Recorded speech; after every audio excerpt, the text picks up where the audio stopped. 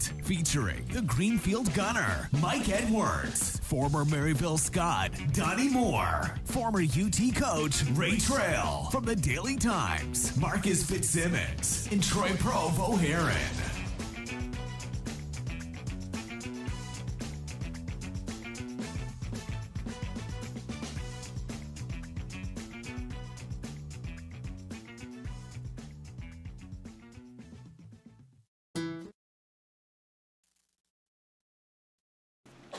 Merry Christmas, everybody, and greetings from the Blue Tick Tavern in downtown Maryville. I'm Mike Edwards, the Greenfield Gunner, along with Donnie Moore and Marcus Fitzsimmons, and this is the Goatee Sports Page. Tennessee jumps to number 8 in the national polls, and we're going to the whistle blows. And now let's set today's lineup card, sponsored by Blunt Partnership. The University of Tennessee Sports Report, sponsored by the Cherokee Group and the Murphy's Bobcat SEC Notebook, lead off with Marcus Fitzsimmons and Donnie Moore. Today we'll talk some Tennessee basketball and throw in some other UT news. Carson Newman assistant football coach Tony O'Reilly will be with us. Donnie Moore will update us on high school scores and news from around the area. And then Mark It Down with Marcus Fitzsimmons, sponsored by Mandy B. Street Realty, features Alcoa Tornado basketball. The Anderson Lumber Company Player of the Week segment will be in the lineup, featuring Marcus Fitzsimmons. Greenback basketball is in the news. Donnie Moore returns to discuss headlines from around the sports world before the Boyd Sports Spotlight shines on the Tennessee football program and signing day. And finally, the bowl prediction segment closes the show as the panel will make some bowl picks. And now it's time for the Cherokee Group UT Sports Report and the Murphy's Bobcat SEC Notebook, featuring Marcus Fitzsimmons and Donnie Moore. Carson Newman assistant football coach Tony O'Reilly is with us. Good morning to everybody, and welcome back to another week on the Goatee Sports Page. Great being here. Yeah. Yeah, good morning, everyone. Yeah. You know who really appreciates me coming over here is my wife, Carol. Doesn't that fix breakfast? Well, or she what? says, can I come here earlier and stay later and all that? You know, I think she enjoys the couple hours away from her husband. I don't know why. Well, I hope she's listening. Hello, Carol. Hi, Carol. Yeah, she's listening. She wants you out of there because you're spending all your time looking for your Christmas gifts around the house. I'm trying hard. She's hiding them pretty good right now. Yeah. Yeah, well, I hope everybody, Donnie, you got your Christmas shopping all done because it's getting a little late. I do. I finished mine yesterday morning. Great. Yeah. Brought my hat. Yeah, I saw that. Yeah, that's a great hat. Tony's got his my elf hat. Yeah, elf that's hat in here this morning, and he's ready to go. Marcus, you got your Christmas shopping all wrapped up, or? No, I'm going to Buc-ee's on the way to Nashville. There you go. All right. If they don't have it at Buc-ee's, you don't need it. Well, let me tell you, last year when we didn't have the show, and I was driving on Christmas Eve, and I had to stop at Buc-ee's and get gas. Do you know they had that little beaver in a Christmas outfit sitting in the middle of the store, and there was a line out the door of children waiting to sit in Buc-ee's lap and tell Buc-ee what they wanted for Christmas. There you go. I was floored. I thought the crowd was there to get gas, and they were not. They weren't. They were just parked at the gas pump. Visit Buc-ee. And went inside. Buc-ee the beaver. Yeah. Yeah. Well, you just go. I don't get it. It's. You go on in there, it'll cost you about $1,200 to get back to your car. Gee. Huh? Yeah, got to have something to do. Yeah. I'm just hoping they got some deer feed left out front. Yeah. Hey, let's get started here. I've got the letter rip this morning, and I'm ripping Tennessee's 2 games prior to their SEC slate. The Vols have scheduled Tarleton State and Norfolk State. I don't understand why these games are on the schedule. What are they getting you ready for? Absolutely nothing. Fans don't want to go to these games, and people don't want to watch them on TV, and TV doesn't even want to televise them. And players, I don't know if they even want to play them. You know, the last 2 games Tennessee's played against these teams, the second half of both those games, they didn't act like they wanted to be there. Yeah.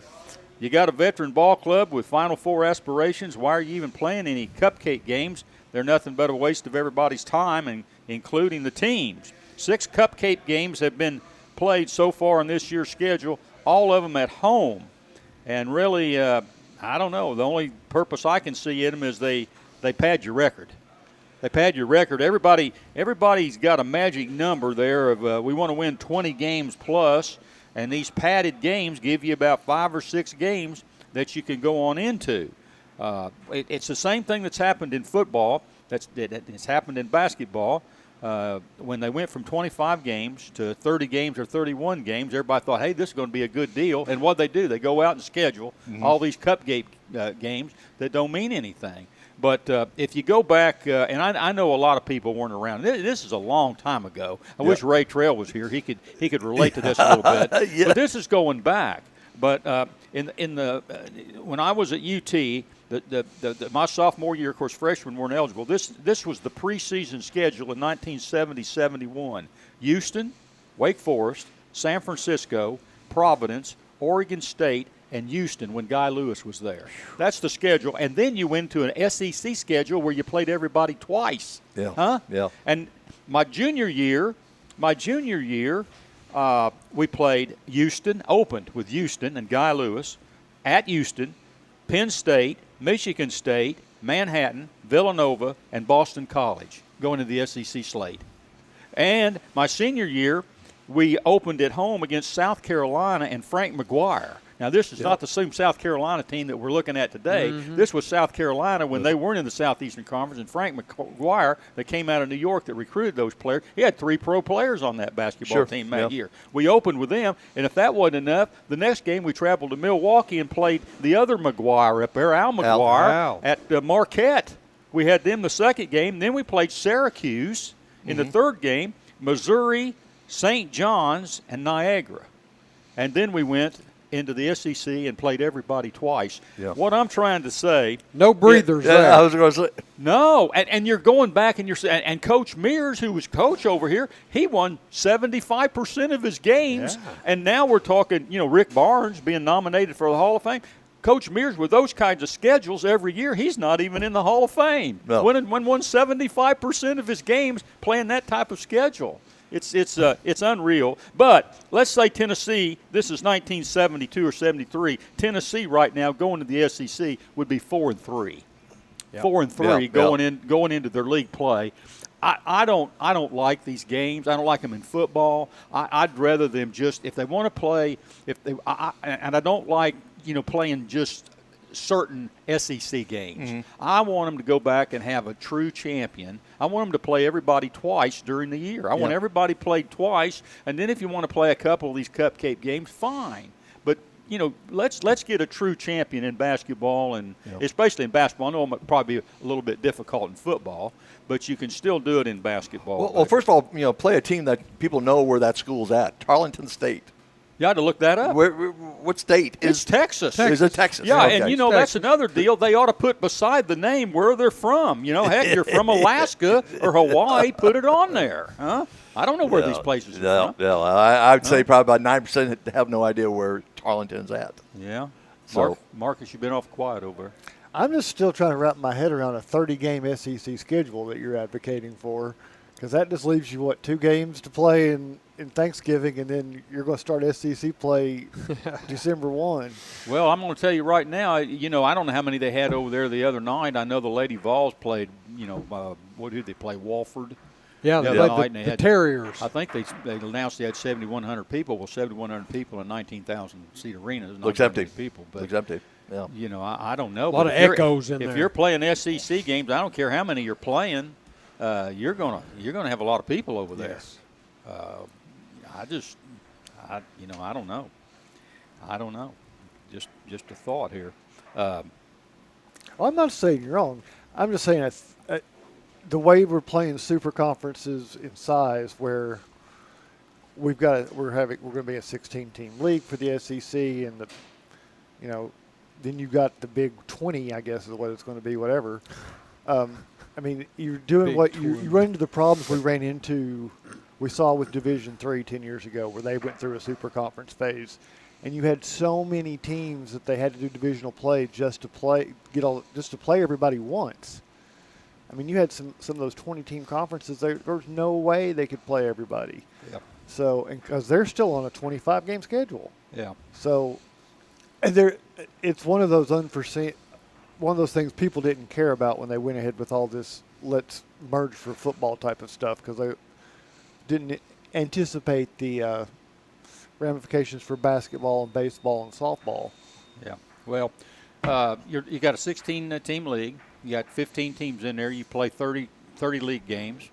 You can play 35 games during the year. All these guys want to play pros anyway. How many games do the pros play? They play a lot more than 35 games. 82 or something. You know, play 34 games or 33 games, and you got 2 or 3 games there. You can play outside the league. This is one of the best basketball leagues in the country. Who else do you need to play? You know, just go ahead and play league games, huh? Make it interesting, huh?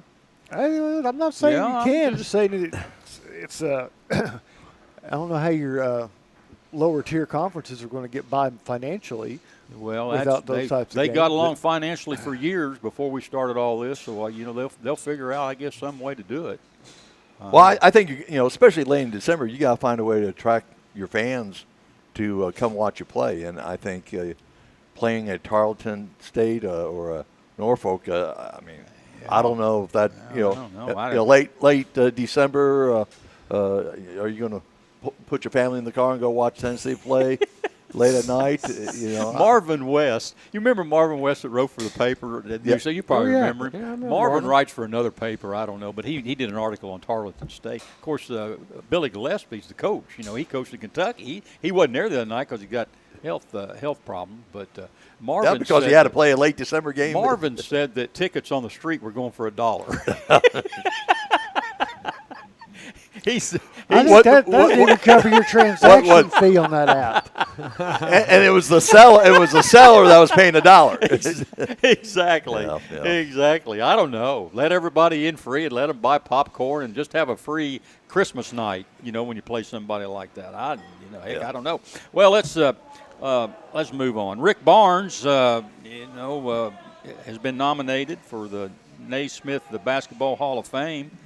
Class of 2024 will be announced during the NCAA Final Four in Phoenix. Now, he's not going in. He's been nominated. Is that correct? I think that's correct. He's a nominee. 12 people were selected for last year's Hall, so we'll see. What do you think? What do you think, guys? Are you going in? He should, in my opinion. He's one of the premier coaches in the country. Yeah. And he's had success not only at one school but a couple schools. Exactly. Yeah, exactly. And so, who better? Yeah. And he's withstood the test of time. Sure. Yes. At a lot of different places. Exactly right. You know, he's and I've had the opportunity to meet him a couple times. And when Coach Sparks was the head coach over at Carson Newman, Coach Barnes would come over and visit and talk to the staff. Just a great guy. Yeah, great guy. Yeah. Even though he graduated from Lenore Ryan, he's still they're in your league. We'll give him a pass for Still that. a great guy. They're in your league, yeah.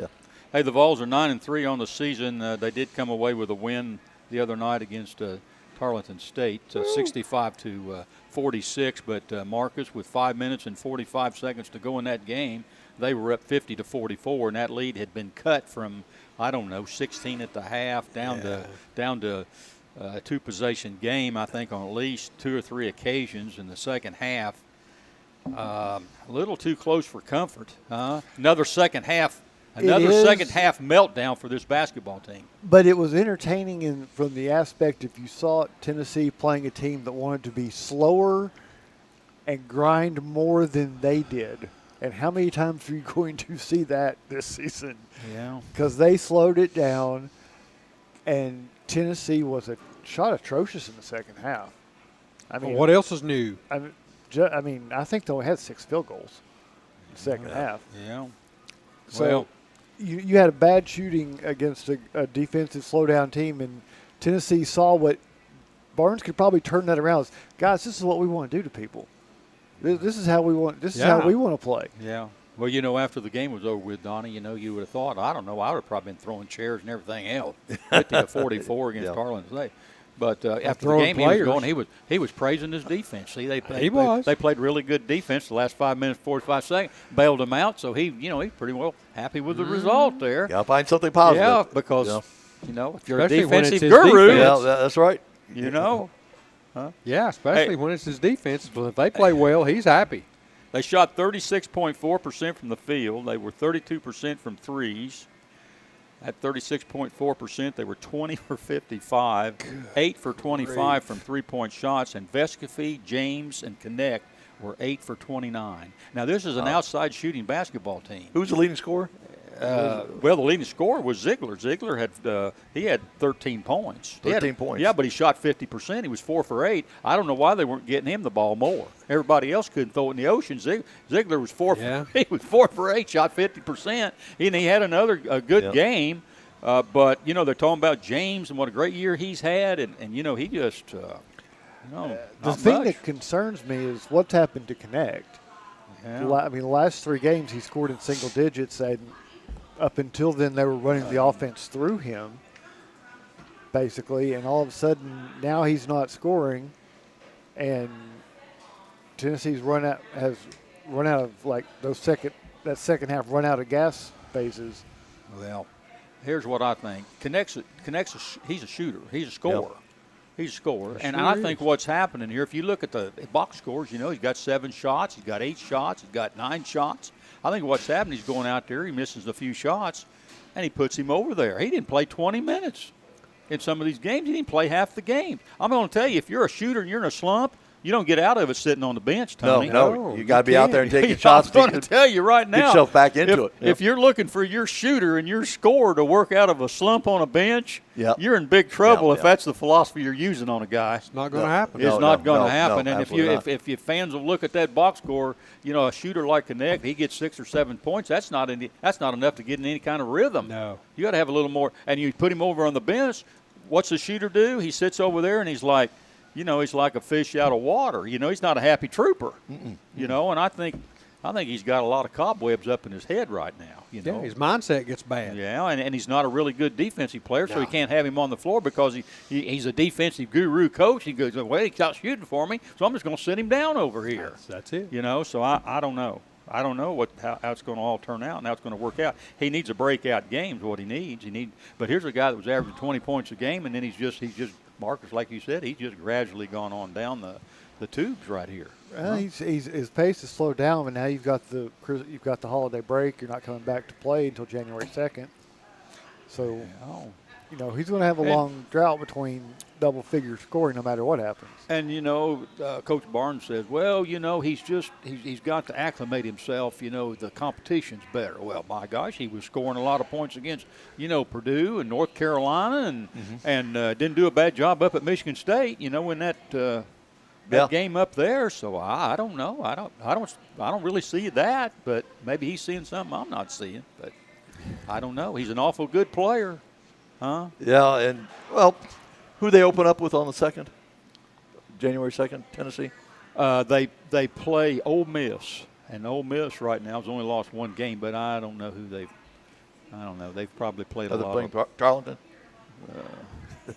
They've probably been playing a lot of cupcakes, but they. I don't like this 2 weeks being off, either. Yeah. A lot of teams are playing Christmas tournaments and keeping in the rhythm and so forth. Tennessee's taking 2 weeks off, and then they're coming back and playing Norfolk State, and then going into SEC play. I don't like that too much, Tony. I think I'd rather have them playing a little bit, especially after Christmas. At least a Christmas tournament in there. Yeah, it's something between Christmas and New Year's. But we'll see. Coach Barnes. I mean, I know he's got a plan. Sometimes he doesn't share it with all of us, but is the Ole Miss game going to be at Ole Miss? Or No, it's here. It's here, okay. Yeah, I think their first couple of games are here. Who wants to watch basketball? It's bowl season. We got to watch. We got to have room on TV for all these thrilling bowl games today. Well, there's 6 of them. 6. And I think one of the teams one of the 12 has a winning record. Yeah, we're going to get to those bowl games and pick those down toward the end. I just think the fact we have 42 bowl games is impacting the number of tournaments, number of providers and money available to put games in that December in a bracket between Christmas and New Year's. It's not like it used to be where that used to be a basketball haven because all the bowl games could be played in 2 days. I think today they got about 8 bowl games today and something like that. I think there's 6, at least 6 today. Yeah. I mean, I and every day. I think they're playing the Mandy B. Street Merlin's Music World Maryville College Classic at some point today. at Alcoa. Yes. Hey, Donnie, Tennessee jumped to number 8 in the AP poll. They did. 8 people. I think another poll, I think they were number 7, but they're in the 7, 8 category there in the national polls. Quite a jump up. Purdue at 10-1 is first. Kansas 10-1 second. Houston 11-0 third. Arizona's 8-1 fourth. Connecticut's 10-1 fifth. Marquette 9-2 sixth. Oklahoma's 10-0 at number 7, and then you got Tennessee, and right behind them is a Kentucky team that's coming on a little bit stronger than what they getting had. better. But I guess my question is this a little high, a little low, or about right for Tennessee, Donnie? They're the only team in the top 10 with 3 losses. They are the only team with 3 losses, and I'm a little bit skeptical of that high ranking right now, but you know, I'm not one of the ones who casts a vote. So Well, I guess it's about right. You've only one of those losses against a team that's lower than you. That's true. So, because you look up there, Kansas is in there, Purdue's ahead of you. Yeah. North Carolina's not far behind you. Nope. So I mean, That's true. They beat some pretty good teams. you're kind of where actually what's kind of rare, but you're behind the teams you've lost to for the most part. Mm-hmm. So Yeah. Well, I understand that, but really the only game they got to hang their hat on is North Carolina State. That's right. And North Carolina State wasn't ranked. I mean, if you're looking at the teams you beat, now, you know, you can play a lot of teams and lose to them. Yeah. But the only one they beat was North Carolina State. Of course, you know, they weren't ranked, and that was a close game. You know, right down to the last few minutes. Yeah, I don't really pay much attention to the rankings now because, like we've been talking about the scheduling. Yeah. I mean, there's so many You can't. flop teams in there, and it's hard to get an idea. To me, I start paying a lot more attention come around the middle of January because now you're starting to play your traditional foes along the way, and now you're getting a better sense of where that team kind of fits. Yeah, I don't know where we are with the SEC, and Marcus, I'm going to direct this question to you. good. Good. Mississippi is the only, outside of Kentucky and Tennessee, Mississippi's the only other SEC team in the top 25. Mississippi's is in the 25th position right now. Is the SEC down a little bit this year? They're down, or we just don't know until they start playing each other. we don't know until they really start playing each other and we can get a sense. I think preseason wise, some of the who people were looking at expecting to be good were not there and lost some games. And then you have a team like Ole Miss who won their first 9 in a row, went to open the season, were one of the last undefeateds in Division I, and you know now they're making noise when nobody was expecting them to. Yeah. So you got some of that going on, and getting the league play, we'll see how that kind of develops. But I think respect-wise, I think the SEC is not going to get the kudos they may have earned in previous years. I think Auburn should be getting a little bit more respect than they're getting. You know, I'm not so sure Auburn's not a top 25 team. You know, they've played some pretty good ball clubs out there, and they beat a decent Indiana team, not a great Indiana team, but they beat the heck out of them. Yeah. You know, and so I think Auburn's one of those teams that you know, once we get into SEC play, I think we're going to have to keep an eye on. Yeah, and I haven't been paying attention to all that much right now, but Alabama, you know, they were a good team last year, and they're not showing up right now, are they? Yeah. They're playing a real tough. There's not many Tarletons on Alabama's schedule in the early going. They've played a lot of. Have they? Okay. They played the classic game with Auburn, where they were playing Indiana and Purdue, and then they've.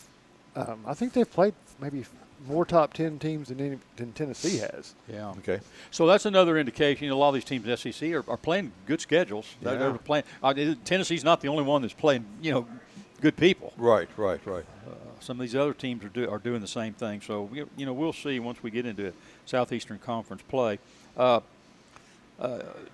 You still pretty well feel comfortable with them picking Tennessee to win the Southeastern Conference right now? No.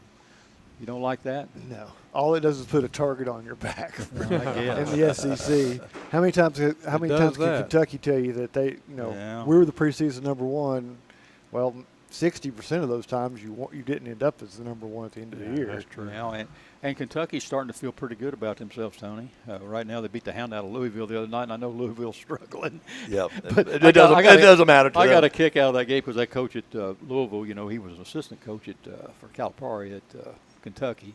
Was- And then Calipari beat the heck out of him up there at Louisville the other night. And then after the game, he said, you ought to give him a chance. By golly, he's just having some growing. Well, if you beat somebody 40 points, you don't want him to leave, do you? Yeah, and he wasn't taking hey, and I guarantee you, he was not easing up on his former coach. You need to keep this guy as long as Keep him here as long as you get. Yeah, he's a good coach. He's got my backing. Yeah. Do you feel bad for Louisville at this point, though? I mean, you have the highly rated football team, and then Kentucky just wipes you out, and then and now this, where you were not expecting the best basketball season, but they just made it really bad and painful. Yeah, yeah.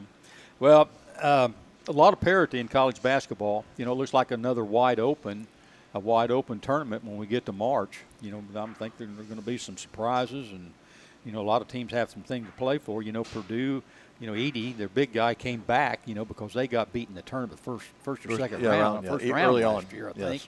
And he's back, and they're on a mission. And of course, you got Kansas, they're on a mission, and Tennessee with their veteran players back, they could have left. Sure. James and Vescovy could have left, but they're here and they're on a mission. So it's going to be interesting as we get into the tournament. But going back to this Tennessee team, they didn't get into the 70s the other night and didn't get into the 80s, but a lot of those teams in the top 10 are putting up a lot of points, Marcus. If we go back to defense and the way people are scoring, can we make a run in the tournament? I think Tennessee has already shown that they can make a run because they've shown they can play with anybody. So, how thin that margin is between a win and a loss in some of these games has been. So I think they can play with anybody, but I think you're right. It's completely wide open because I don't know if there's not anybody in the top 12 that isn't considered a legitimate contender right now. Yeah. And you're going to see how that wears out because injuries are going to mount. You're going to have some things to deal with adversity-wise. We always see that. Yeah.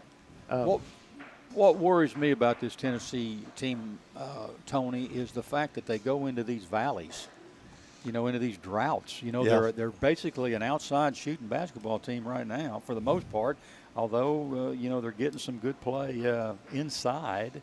But not where it needs to be. But they're basically going to beat you from the outside, on a three-point shot. Mm-hmm. They're going to beat you with their defense, and they don't turn the ball over. They don't beat themselves. Right. But what concerns me is those valleys and when they go into these droughts, some of them can last up to 10 minutes. Yeah. I just don't know whether you can get by with that in the tournament and going throughout the year. And that's always been the way the MO a little bit about Tennessee is that, they'll be playing really sharp, and then all of a sudden they'll go 8 to 10 minutes where all of a sudden the successes they've been having, all of a sudden it just kind of dries out, and then you see Coach going nuts on the sideline, then he somehow motivates them to kind of pick it up a little bit better. But it's never a dull moment when you watch Tennessee play. Like your draw just drops. Who are these guys? Or they got a different team out? Did they change people at halftime and put somebody else in these uniforms when they come out the second half? I don't know, but I can tell you this, with the SEC, looking at some of the games are going to get closer. Yeah. If they go into these droughts during the year, there's going to be some people at halftime go into the kitchen looking for the Jack Daniels. Yeah. Well, how many times have you always said? Well, that's good for sales at places like here at Blue Tech. Yeah. But they're looking great in the first half. Then I don't know who this team who came out in the second half. I mean, how many times have you said that over the years? I don't know. Hey, we'll take a timeout here, and when we return, Donnie Moore will provide high school scores and sports news from around the area, and veteran sports writer Marcus Fitzsimmons joins us with his feature, Mark It Down. You're listening to the Goatee Sports Page, Blount County Sports Voice, and now stay tuned for the best in local sports. It's payday, and on payday, you want to have access to your money right away. When you enroll for direct deposit at Knoxville TVA Employees Credit Union, your money comes to you with no waiting. It's the fastest and most secure way to get paid. Getting set up is easy. All you need is your account number and our routing number. Find out more at tvacreditunion.com. Join us now. Federally insured by NCUA. Some restrictions apply. Ask for details. Since 1925, Anderson Lumber in Alcoa has proudly served and supported our local communities. But did you know Anderson Lumber is so much more than a lumber store? You can stop in anytime and see our incredible kitchen showroom. From floors to cabinets and everything in between, Anderson Lumber's experts can help you design your dream kitchen. And then our install team will make it a reality. For anything home, we welcome you to visit Anderson Lumber in Alcoa or shop over 67,000 items online at AndersonLumberCompany.com. Anderson Lumber, since 1925. Aubrey's is known for real comfort, real food, real good. But remember, Aubrey's is also really into Blount County. Aubrey's Maryville has been a strong supporter of local schools and sports programs for more than 15 years. From baseball to football, dance teams, and marching bands, Aubrey's has helped schools and youth programs generate thousands of dollars. It's easy for us to do because it's the right thing to do. So the next time you're looking to choose a place to eat, we hope you'll choose Aubrey's. Real comfort, real food, real good. See what's on the menu at aubreysrestaurants.com. Merlin's Music World in Maryville is owned and operated by Dylan Davis and has been a fixture in Maryville since 1987. Guitars, amplifiers, lessons, sound system, and video system installations are products available at Merlin's. Merlin's also offers a 24-track digital recording studio featuring audio engineer Rusty Chambers. Visit Merlin's at 1920 East Lamar Alexander Parkway or call 977-0093. We all want our loved ones to be safe. Denso in Maryville is at the forefront of creating technology for safer vehicles. Join the automotive industry with Denso in a fast, challenging, clean, and safe environment. They offer great benefits and competitive pay, as well as a convenient on-site healthcare facility, cafes, fitness center, and more. Start your future now. Entry-level production positions start at $16 an hour for second or third shift. Visit densocareers.com/Maryville to learn more and apply. Welcome back to the Goatee Sports page.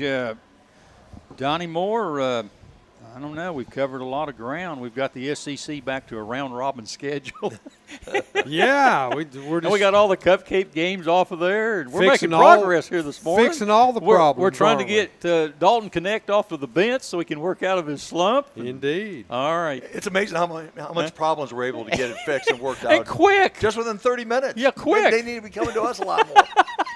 It's amazing they don't. It's amazing they don't talk to us Consultants. more. Yeah. Indeed. Yeah, okay, Donnie. It's all yours, guy. All right, thank you, Mike. Here with the Mandy B. Street Realty local scoreboard. We'll start out with some high school basketball. One game on Thursday that I want to make mention of in boys basketball. William Blount with a 13-1 record versus Anderson County in the Hammers Christmas Classic. That's a good name, isn't it? A Hammers Christmas Classic. Sponsored by the Hammers department stores down there over there in Anderson County. They played Anderson County and defeated the Mavericks 69-63 in the finals of the Hammers Christmas Classic. They didn't have enough hammers. Didn't have enough hammers, Didn't have did they, enough on hammers. hand That's right there. Oh Lord. That's pretty bad, isn't it? The Govs leave this weekend for the Sandestin Christmas Classic. That's an annual trip for the Governors. They load up all players and managers and coaches and parents, and they all go down to Sandestin. They've been doing that for several years now. So That's a great trip. It is a great trip. Yeah. They have a And good the time. funny thing is that tournament. I mean, I haven't seen the field this year, but last year, I think a quarter of the field was coming out of Tennessee. Yeah. That tournament because they ended up they played a semifinal against one of the Middle Tennessee teams out in Nashville. Yeah. It was one. It became like a preview of what they were looking at in the postseason. They keep that thing going, don't Yeah, they? Tony, you're flying down to Sarasota, so you can go up Destin and give us a report there when you get back on the You can tournament report down live. I'm going to do a live report after. There we go. There we go. So congratulations to the Govs on a tournament championship right there, and they can just load up and head on down to Sandestin on a high right there. Yeah. On the 5-star Hoops Jam, Brentwood Academy defeated Maryville 60-33. That's also in boys action. That was last night. Maryville hasn't lost very many games at all. No, they've lost Well, two straight. three. But they've played Yeah. 3. Is it 3 now? Yes. But they've That's played third. some top-notch teams Okay. here the last couple of ball games. Yeah, and we've Yeah, we're got going to talk to one of those. we two. got Coach Collins in the house, so we'll talk to him about his Yeah. his action this last week. Coming up yesterday in the Heritage Christmas Tournament, Heritage Girls defeated TKA, Kings Academy, in the championship, 56-33. So congratulations to the Lady Mountaineers. And that was a little bit of a payback game because Heritage opened over at TKA. Yeah. And Good that was idea. a real close game. And you know, Coach Howard was here. He was talking about how they've been focusing on defense a lot. Yeah, they have. And it kind of showed yesterday because they were able to lock down inside a lot better than they were the opener. True. Because they're giving up some height to TKA, which Yes. isn't the Yeah. usual thing, but they were giving up some height and they defended the post really well. Good. Good. Well, congratulations to the Lady Mountaineers in that championship victory. Also in the boys contest a little later on in the day, Heritage boys faced a really tough and giving up some height. They did. Giving up a lot against Knox You talked West. about giving up height. They played Knox West in the championship, and they did give up some height, and couldn't surmount this height that they gave up, and they fell to Knox West 65-43 in the championship. But you know, good for Heritage they played to their championship. They won 6 or 7 in a row. Yeah, they did. You know, they won two tournament games in a row. Were on a good roll when they got in there. You're playing a really good West team, so I mean, it's been a good couple of weeks for the Mountaineers. Mm-hmm. So that'll do it for the scores for right now. National letter of intent signed this week. Lauren Sweet from Greenback has signed a letter of intent to Tennessee State University this week for golf. Yeah, we haven't seen her since the state tournament Yeah, over we at got her. in Sevierville, but really good player. It's a She great is. choice. She's A great choice yeah. for her. Yeah. And going to be able to still play some courses she knows, Right. and be not too far from home, but far enough. Exactly. Yeah, but she's a tremendous golfer, and she'll do well down there. Congratulations to Lauren Sweet from Greenback. In other local news, Philip Shadowins has accepted the position of head football coach at Knox Catholic High School. Shadowins served as interim co-head coach last season with Steve Matthews. Fighting Irish posted a 7-6 record last year with a semifinal playoff appearance. Coach Shad has served in Blount County as head coach of both William Blount and Eagleton High Schools. One season at 9 months at Eagleton. Yeah. One JV season. Yeah. Yeah. And I wish I could have been a fly on the wall to Yeah. listen to this season because you have Shad with all this experience who's expecting to be coaching, be a coordinator, and then you've got Coach Matthews who'd been at Catholic for 12 years before Yeah, that, yeah. and before he'd left before, and both of them are having to work together.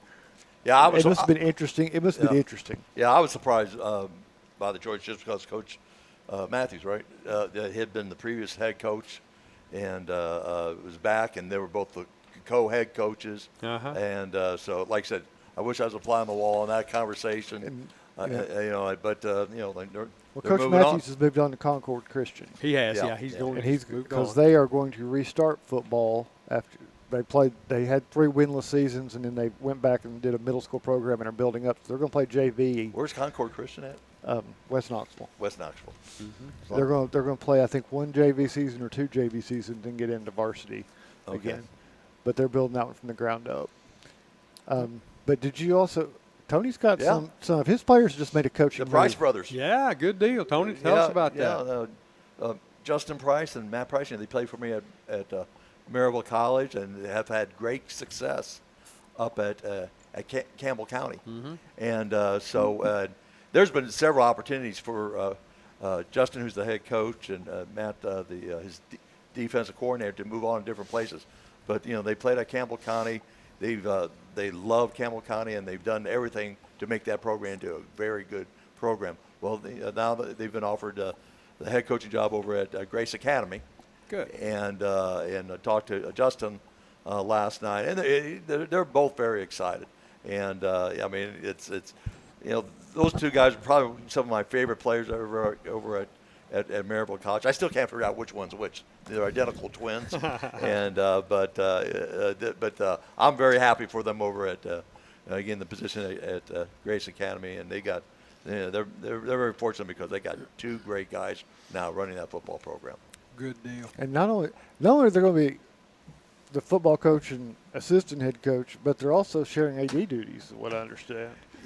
Yeah, they're going to be the administrators for over there as well. They've got well up at Campbell County, Matt was the athletic director, all right, and Justin was the head coach, and so they've kind of shared things. But yeah, like I said, it's a great situation. They can swap duties and nobody will know the difference now. Exactly right. For all we know, there's 3 of them. I don't know. All I know is this: they've had several opportunities to leave Campbell County, but that's where they played. They love coaching up there. They brought that program into a level that they've never really been at before, and so they're leaving that program in a great position. And so whoever is the next head coach, should be in pretty good shape. Have the table set for them. Yes, absolutely. Good deal. Thanks, Tony. Well, you're listening to WKCE 92.5 FM and 1180 AM Mid-Century Radio, and now I'm going to slide it on over to our veteran sports writer Marcus Fitzsimmons for his feature, Mark It Down. Well, thanks, Donnie. You're welcome, Mark. And thanks to Mandy B. Street Realty. Yes, indeed. We're blessed this morning because we have prep basketball back in the house. Good. Coach Ryan Collins is joining us from Alcoa. And, Coach, thank you for coming in because I know teachers enjoy their break just as much as the students do. Yeah, thanks for the opportunity. Glad to be here. You've had the interesting stretch where you suddenly get half your team back from football, have to integrate them back in, and you're doing that in the middle of tournament play. It's been an interesting 10, 12 days for you. Yeah, it's always a stretch I don't really look forward to, not because you're excited to get back, the whole team and, the entire team. But at the same time, it presents a lot of difficulties.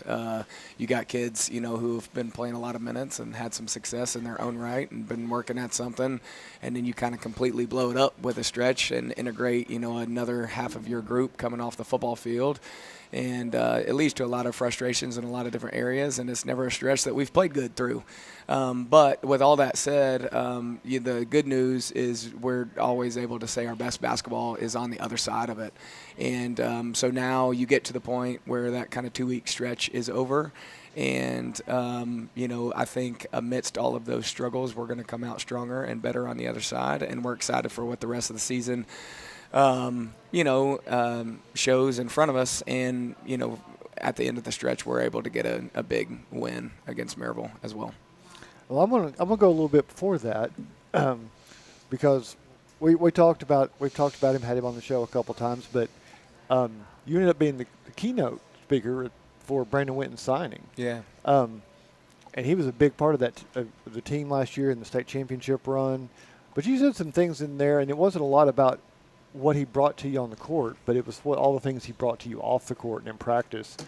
Can you talk a little bit about because you shared some really good stories about what he was able to do with the team and kind of help the team from the inside out? Sure. Like Brandon, obviously anybody who's got to watch him basketball-wise or football-wise knows how special of a player he is. But more importantly, Brandon's a special person. And I would just wanted to take the time and opportunity to allude to who I've known him to be. And that is what allowed him to be the impact player. Again, like what he did, 2 state championships, player of the year, all-state, and, different regards. Like it's insane what he did in, almost a calendar year.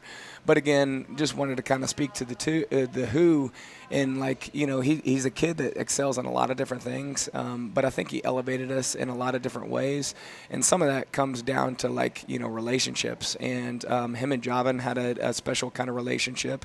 And one of the things that I noticed very early on was he was going to be able to hold Javan accountable and get the most out of Javan. And anytime you do that out of a best player, you kind of immediately elevate us.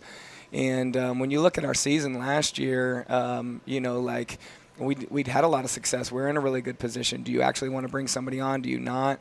Kind of approached each kid individually and had a one-on-one conversation about it, and each kid was a wholehearted yes. And the wholehearted yes, in my personal opinion, didn't come from like, yeah, it's a no-brainer, coach, he can help us on the court. It was more so like, yeah, it's a no-brainer. Like, he's not coming in with an ego. He's not coming in with his own agenda. He's almost, trying to come in and just serve us and elevate us. Why wouldn't we want that kid a part of it, all? And so, like there's a million different things that I could kind of go into, but I think what made his tenure at Alcoa truly special was the who. And, again, you saw things such as relationships. You saw things such as passion. And then, on a personal level, Brandon immediately came in and he showed a belief in me, and I'd done nothing to necessarily, deserve that. And now, forever means something to me. But we're appreciative. We're, obviously we would have loved for him to play another season, but we're excited to see him have the opportunity. He was actually at the bowl game, this week, and already kind of enjoying that college experience. So I'm really excited for him. I think the impact is going to continue to go beyond Alcoa. And you kind of lead in there with you've got that transition where you've had Javan as a scorer for several seasons now. He's a senior, and he's leader in not just scoring, but as one of your big members. How is he making that transition to being really that guy in the wake of having Brandon to lean on? Javan's transformation in the past 4 years has kind of been special to be a part of. Everybody knows what he can do on the court, and it's that much more special in that everybody's game plan is to take him out, and he still does what he does. He's literally, exactly what you're going to get out of him every single night. I think the transformation that I want to speak to, and what I've been most proud of is the leadership, the leader that he's kind of become, and just a special place of I realize I can go out and do something, but I've got to find a way to elevate and bring together and connect with others in order to bring out their best. And when we're able to do that, Alcoa as a team can be special, and I think that's really where he's excelled. And I got a chance to speak at his signing too. And to me, your legacy isn't defined, just with your individual accomplishments or where you sign or, even a state championship. The legacy is your who. And I think Javan is a kid that has made an extreme impact, on our community. When you look at our bench, at the end of our bench, you're going to see 4 or 5 little, kids sitting on our bench. And that's not just due to Javan, is due to all of our kids. But I really think, there's so many kids that kind of look up into him and kind of been inspired by him and almost kind of want to emulate him. I want to be the next, Javan Carter right now. And I think, that's kind of how he's transcended just, more than just a player. His who has had great impact as well. So that brings us up to the big game, the rivalry. Talk a little bit about the Maryville game, some things that worked really well for you and some things that you took some lessons from out of it. Yeah, definitely. Honestly, it was a game we were coming into, and we really needed to see some success. I think we lost at that point maybe 5 or 6 or 4 or 5. And, granted, we're playing some good teams and going through that transition period, and we played a couple games without Javan due to an ankle injury.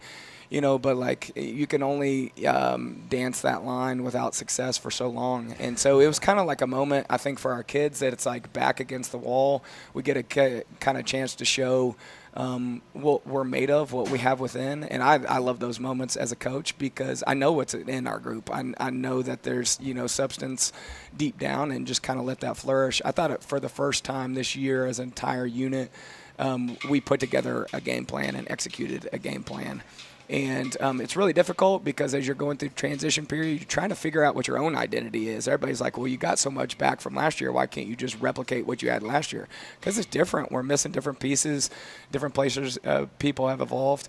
But we put together a game plan that we thought would give us a chance defensively, and I thought our kids really executed it, and I thought that was the difference. Maryville's had a phenomenal early season, and they've got some good players, and I thought we did a good job of taking out some of those players in terms of their ability to play according to their strengths. Javan was very good offensively. And we had others step up in big moments. Jameer Dean is a freshman that came in off the bench and played some big moments. He hit 2 big threes in kind of the second half. But really, the offense is irrelevant, in my opinion. You won because of a defensive effort, and that defensive effort wasn't due to one man.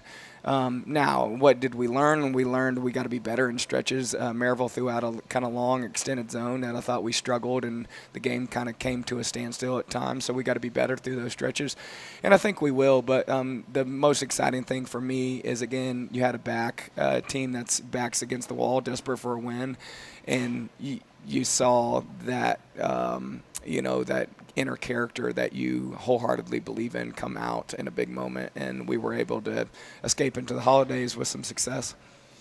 And Jameer Dean, that's a piece we've talked about on here during the scoreboard some already this season. He's emerging as a really good piece for you as a freshman. Yeah, he's a very versatile piece and a piece that we're excited about. I think he's only going to get better as he kind of gets, more repetition and more time and just kind of more experience under his belt. He's honestly still trying to figure it all out, and to be able to have success while you're still trying to figure it out is big. And then that's a big-time moment. A lot of pressure, a lot of people at that game, big-time atmosphere, and for him to deliver like that as a freshman, that speaks a lot to who he is. But he's a long, kind of very active defender that can guard at multiple levels, whether it's inside, whether it's out on the perimeter. We like him in different pressing groups. Super athletic in terms of getting downhill, finishes well with either hand, can kind of create for others.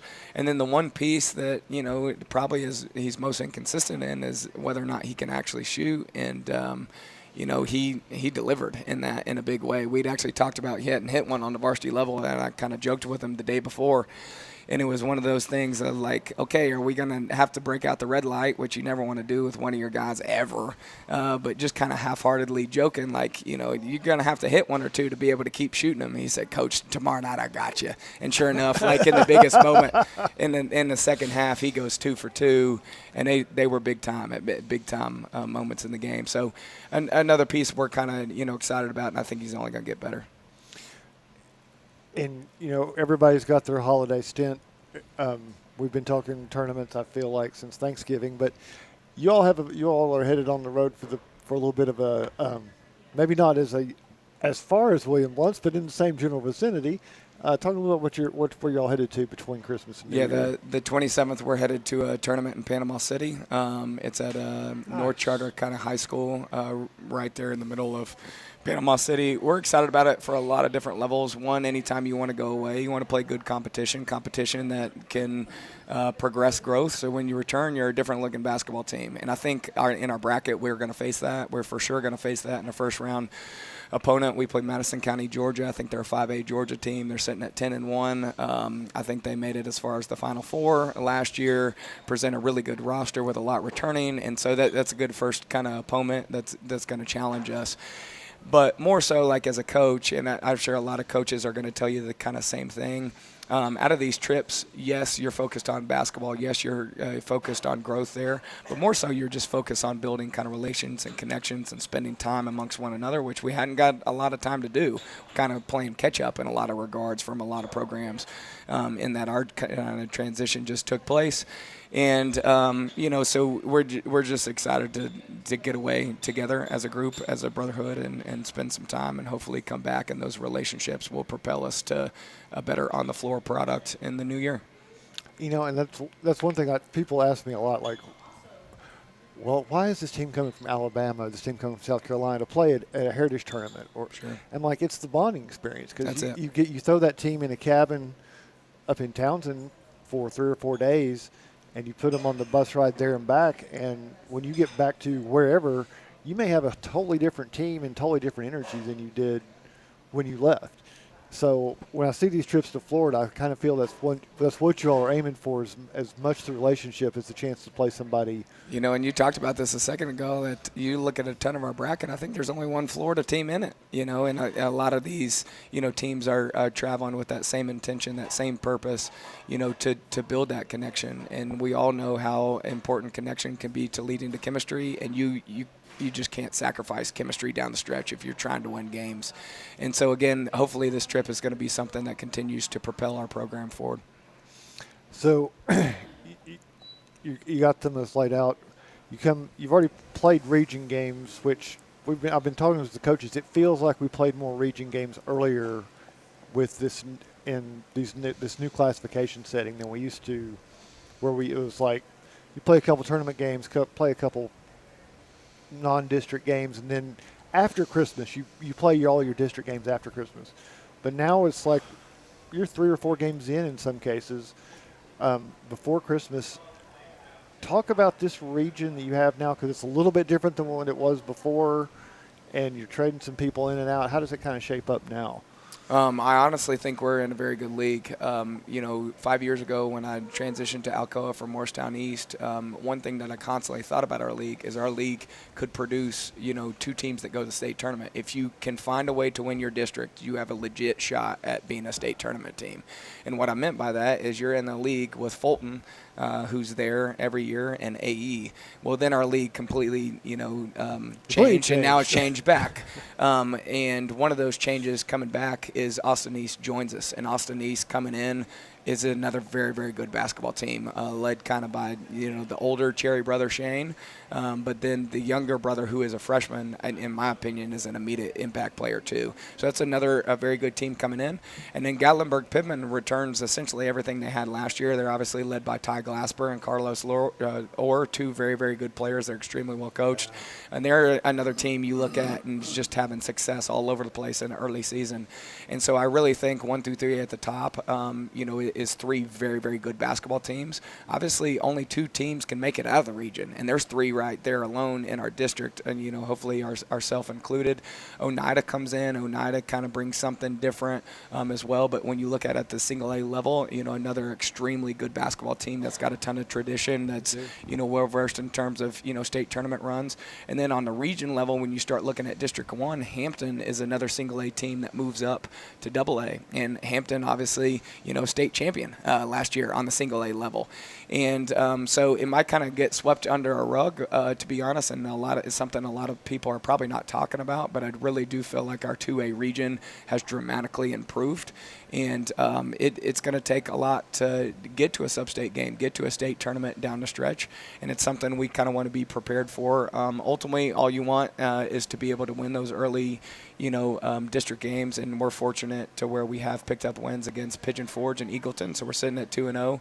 But a lot of those contests that are going to make or break us in terms of league play are now going to be on the other side of this Christmas holiday, and so we want to continue to find a way to play our best basketball. Well, I know Donnie's giving me a signal, so I'm going to give you one last question here. Shout-out-wise, a lot of pieces go into making the program success, and especially when you all end up hosting some tournaments like you did with the 5-star jams.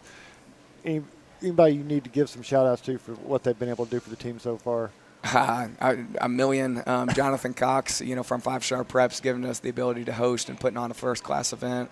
Along with all the kind of direction of Jesse Smithy with 5-Star Preps. That's huge. Just for the caliber teams to be in Alcoa's gym and across in Knoxville was a big deal. Another thank you goes out to Ted Anselette, who does a lot of character development and mental performance for our guys. Somebody probably doesn't even know he works with our program, but spends a lot of time there. And just as we go into the holidays, just very thankful for every member of our staff. Basketball and coaching is something that, it takes a lot of time and sacrifice away from family. And so just kind of give them a shout out. We're appreciative of them. All right. Well, like I said, we appreciate you coming in, especially on Saturday morning on one of those rare days off. And we're going to wish all the best of luck. And, we say you can win your way back on the show, so we'll hope to see you again before this season's over. Definitely. It won't be his only appearance here. Somehow I do not think so. Yeah. But I think Mike, we're ready to turn the page. All right, Marcus, it's time to turn the page, and when we return, the Anderson Lumber Company Player of the Week segment will be up. You're listening to the Goatee Sports page, and now stay tuned for the best in local sports. The Blue Tick Tavern is home to the tastiest pizza in Blount County. Try our signature Broadway barbecue pizza, grilled chicken and red onions covered in mounds of mozzarella. Or sink your teeth into our one-of-a-kind chicken and bacon pizza, made with an olive oil base, grilled chicken, bacon, red onions, and covered in Brussels petals. The Blue Tick Tavern also has salads, sandwiches, and the area's largest beer selection. Regularly recognized as the best pizza in Blount County, it's the Blue Tick Tavern, located at 128 West Broadway in downtown Maryville. The Roger L. Newman Company began in 1984 with a vision of providing Blount County with excellent heating and cooling service. Mr. Newman also wanted a real business. No gimmicks and no high-pressure sales. They just fix it or replace it. They want to stay within your budget and make you comfortable. Their motto still stands true today. Call us first, we'll be there. Call Roger L. Newman Company at 982-5446 or visit online at rogerlnewman.com. Cooler temperatures are approaching. Upgrade your furnace now for as little as $50 a month. Your newspaper? That's right. The Daily Times is your newspaper, tailored to where you live, emphasizing the things that affect you and keeping track of the people and players in our community. The award-winning Daily Times can be delivered each morning right to your door or inbox with the latest in local news and sports. For a 30-day free trial offer, call 981-1100 and begin enjoying your life, your times, every day with the Daily Times.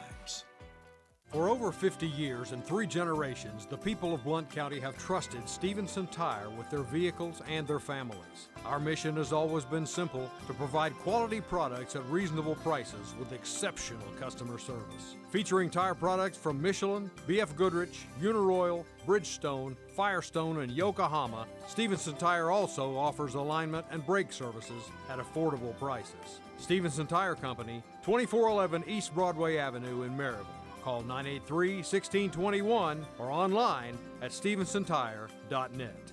Waters Equipment is your East Tennessee New Holland agriculture and construction dealer. Waters Equipment has been serving Blount County for 48 years and has 2 locations in Maryville for sales and service for New Holland equipment. Offering shop and field service for trucks and equipment of all brands, Waters offers equipment rentals for New Holland skid steer, Mini X, and tractors. Call 238-9000 for your rental needs. That's 238-9000. Waters Equipment New Holland. Excellence in service.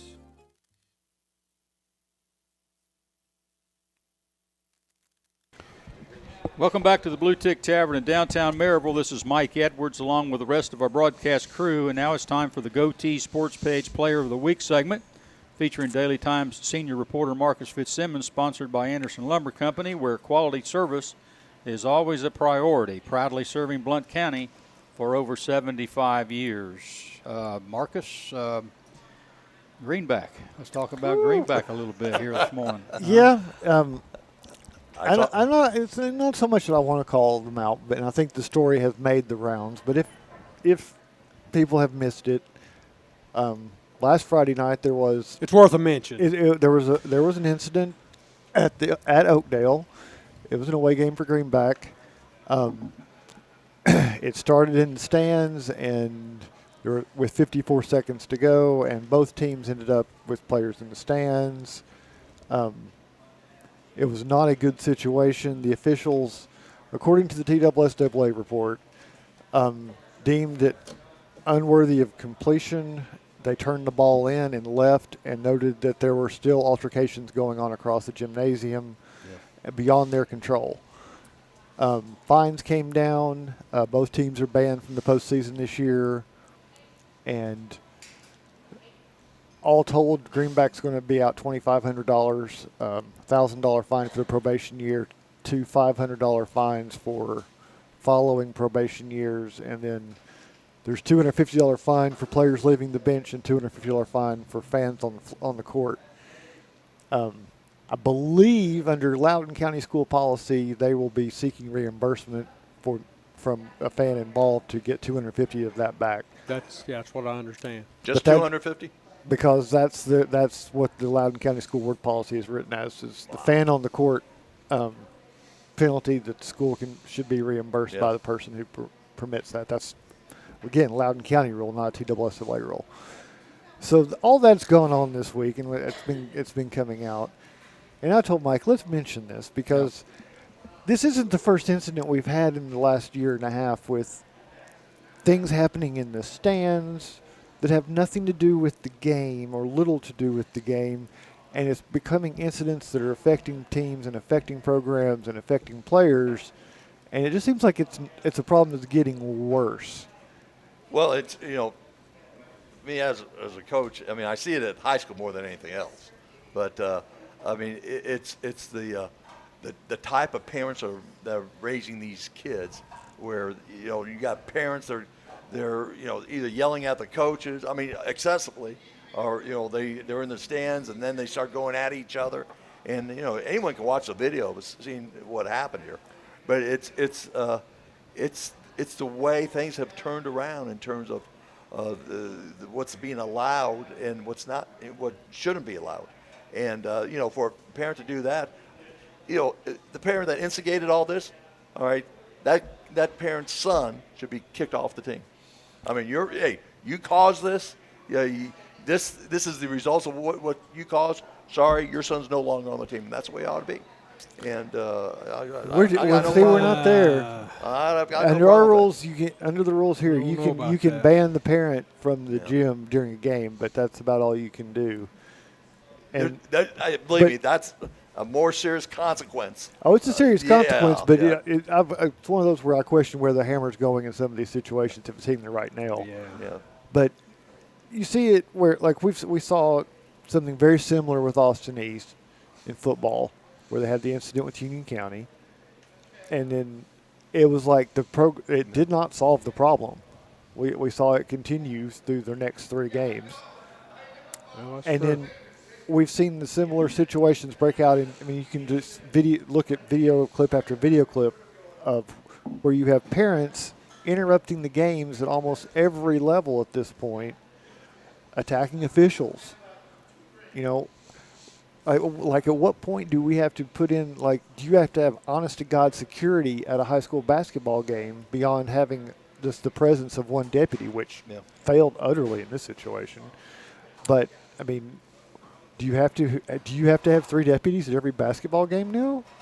Is that where we're headed? Because parents can't control themselves? Like I said, when a parent knows the consequences of his actions will result in the termination of his player from playing, that will end a lot of it. It will, but in this day and age, they'll just go to another high school. They'll go. I mean, that's what you call it. And they'll apply for a hardship rule to play immediately. Yeah. No, I had a couple of grandkids that played up at the Cal Ripken.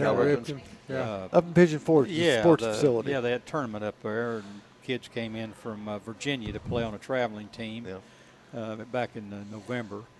And they made an announcement right before the game. There was quite a few people there. Most of them were parents. Yeah. And they announced that they were really big on Cal Ripken and his organization were really big on sportsmanship. And if anybody, questioned the umpires or got into it, that you would be removed from the facility for that game and also for the remainder of the tournament, the rest of the weekend.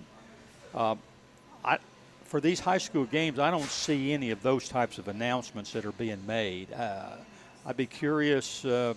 Certainly got everybody's attention, I think, and I didn't notice anybody getting out of line for all the games I was up there that I watched Which and is witnessed. Rare, Mike. And sometimes, sometimes for kids that age, they can be a little bit more rowdy than watching high school kids play. So I'm just curious if maybe some type of sportsmanship announcement before contest would be needed or could be used to some benefit that would help alleviate some of these problems to let people know what the ramifications would be if you were involved in something. I think it needs to be done. I'm not sure we shouldn't be having that same kind of announcement that we have at football about the game security meeting and pointing out, even for the officials, just to know who is out there they should be able to call on, because it did not seem like they knew who was there and who they could call on in that situation. It looked like they were looking around kind of helpless.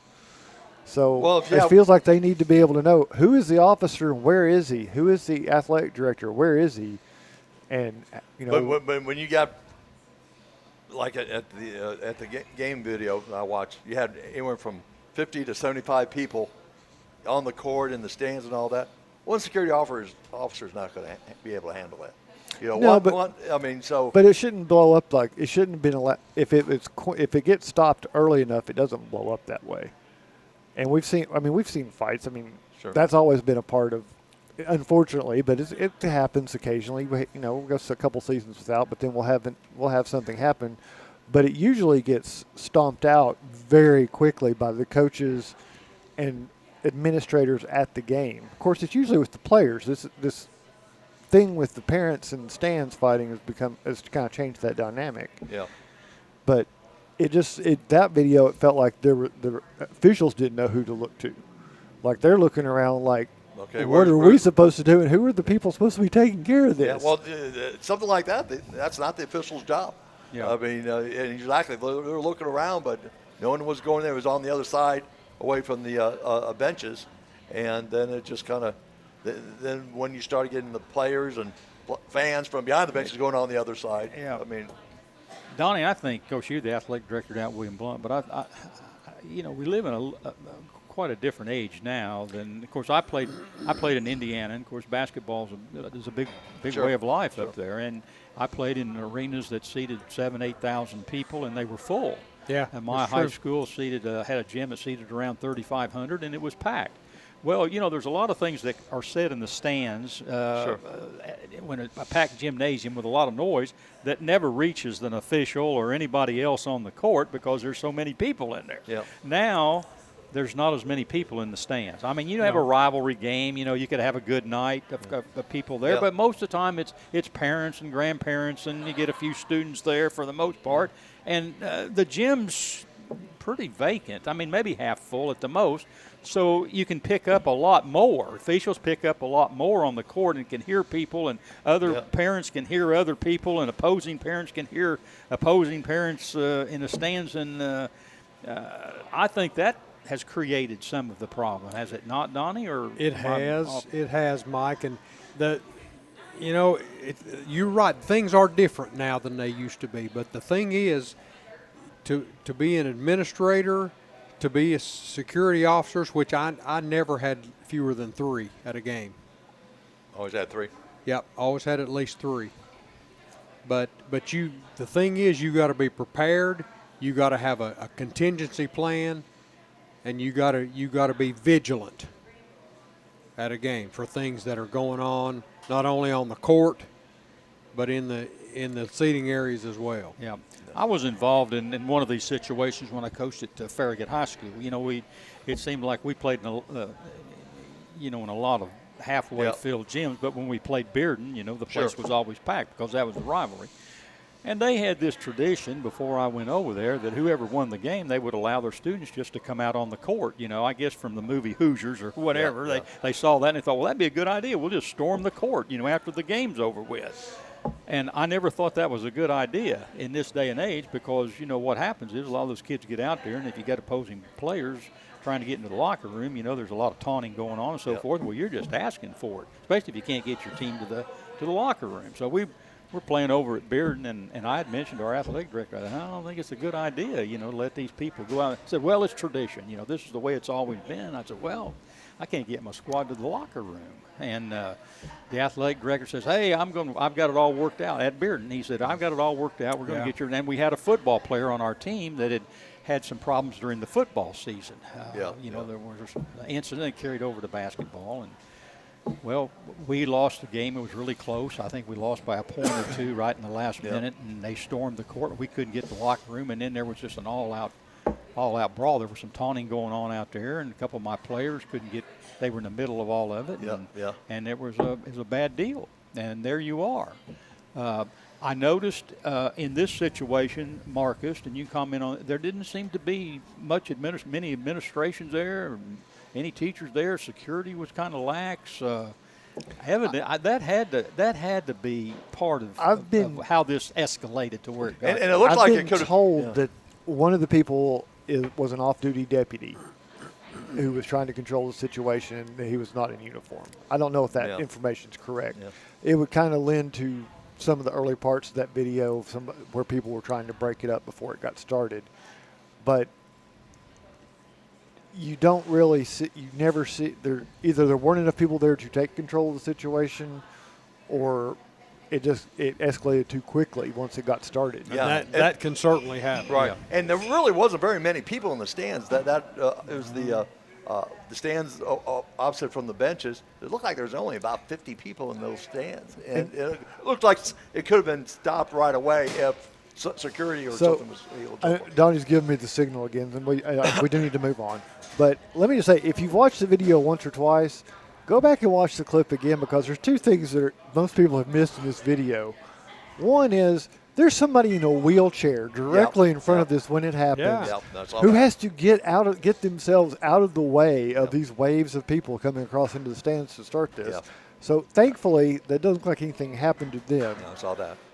And the second thing is, watch the cheerleaders on the right-hand side. I don't know what happened that got one of them upset while she's watching this, but it went from a face covering, hands covering the mouth sort of moment to a wild kick that failed and hit the court and looked like she stubbed her toe pretty good. But it is a very dramatic moment. I don't know what it was, but it's worth watching.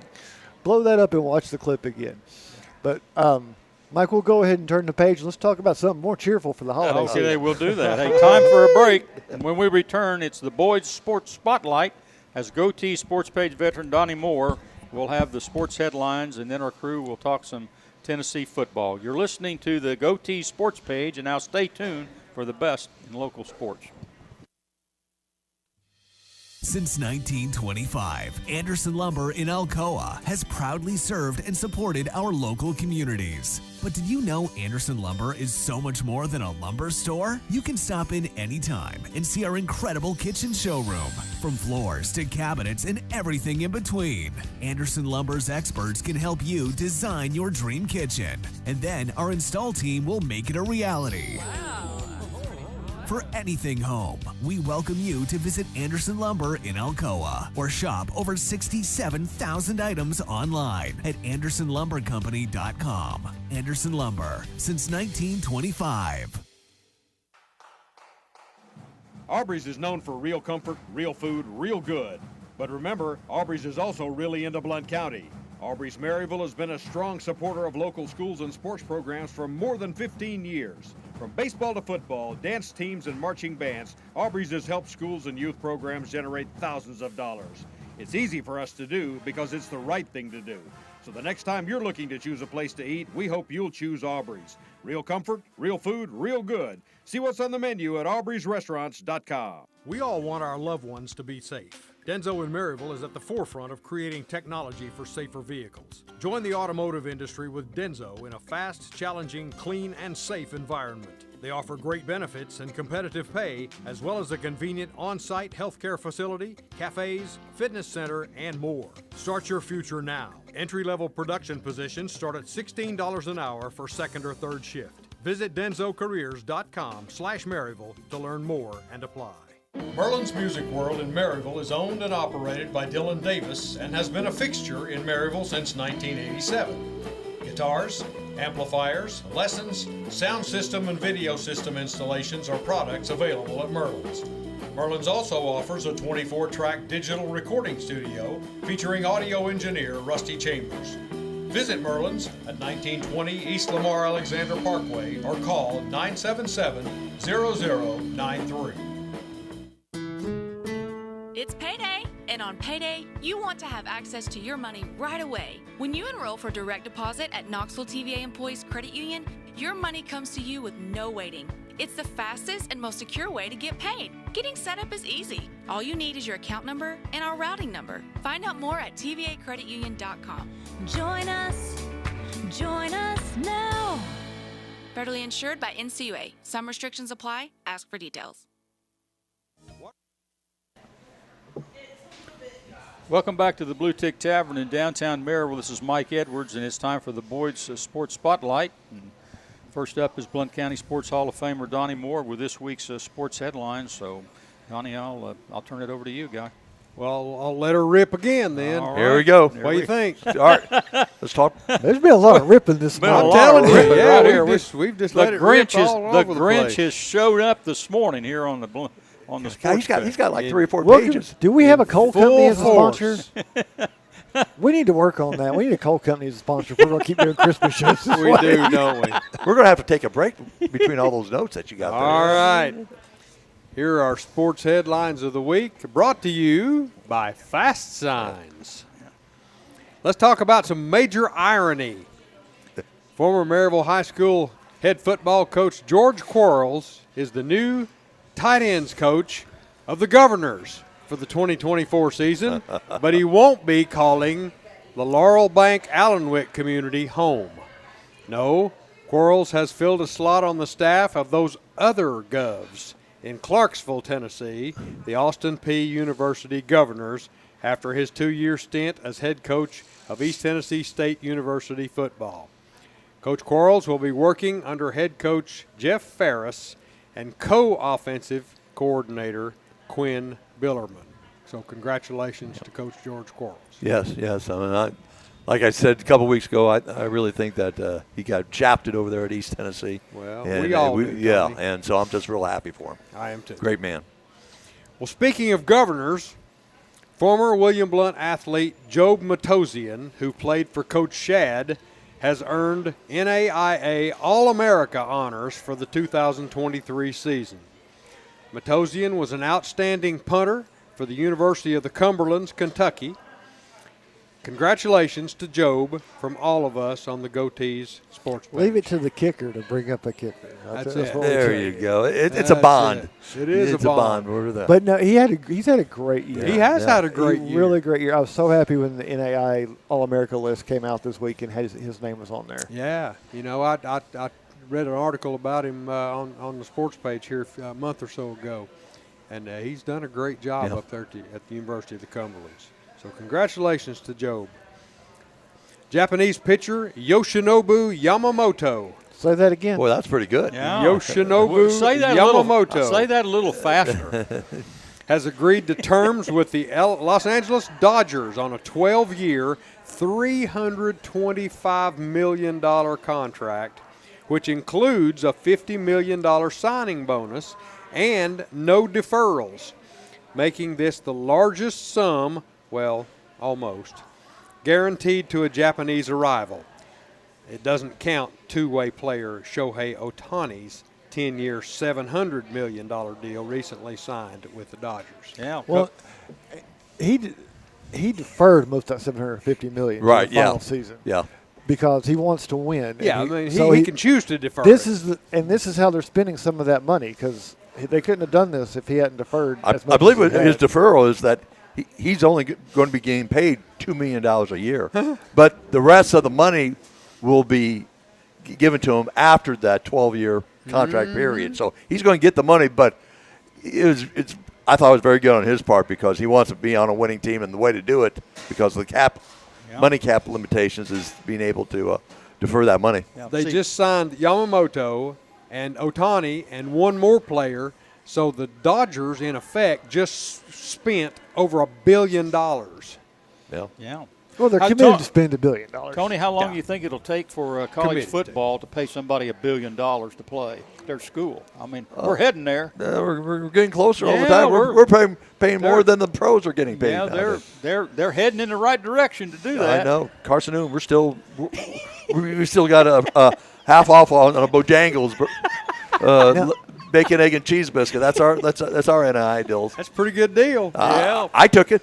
Yeah. Now, if I remember correctly, he's only 19 years old. He is. He's a youngster. But he's already a played kid. 3 years professionally Yeah. in Japan. And they had to do this in a very short time frame because the club who has his rights in Japan only opened him up like a 2 or 3 week window that he could negotiate to come to MLB. Yeah. I watched the story. He's only 5'10" as a pitcher, but throws 170 pounds. 170 pounds, but throws a 99-mile-an-hour fastball. Yeah, he can whiz it. Well, back in September, if you remember, Temper. He's rhyming again. the USFL and XFL announced a merger, hoping to form a football league that will possibly be able to thrive outside the NFL season. Both leagues were made up of 8 teams each, and the newly formed one will only feature 8 franchises. See where this is heading? Uh-oh. The USFL and XFL have to drop half of their teams. The USFL has already decided to axe the New Jersey Generals, the New Orleans Breakers, the Philadelphia Stars, and the Pittsburgh Maulers. The Birmingham Stallions, Houston Gamblers, Memphis Showboats, and Michigan Panthers will all join the new league. On the other hand, the XFL has yet to make a decision concerning which of its 8 teams will join. The latest version of the XFL featured the Arlington Renegades, the DC Defenders, the Houston Roughnecks, the Orlando Guardians, the San Antonio Brahmas, the Seattle Sea Dragons, the St. Louis Battlehawks, and the Vegas Vipers. So half of them will be in, half of them will be out. It's interesting that the 4 that we know at this point are almost Right. all 4 are not sitting in an NFL footprint. Right. Almost all those other 12 teams are in an NFL footprint, with the exception of San Antonio. Mm-hmm. I think they've seen what that's got. You can't get an NFL footprint because they've already got their football fix. Exactly. They may miss the NFL, but they've got their fix. But you go someplace that doesn't have. You go to Memphis.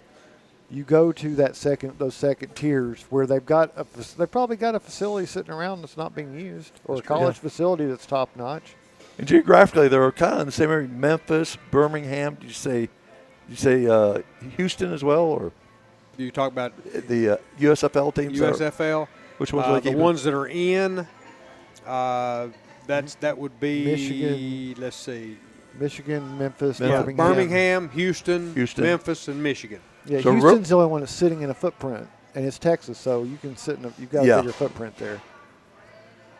Well, all said and done, the new league is set to debut in March of 24. This coming. Now, is The Rock, is he the commissioner of it? I think so. Still don't know. That gives him visibility. I hear he needs a cook if you want him to.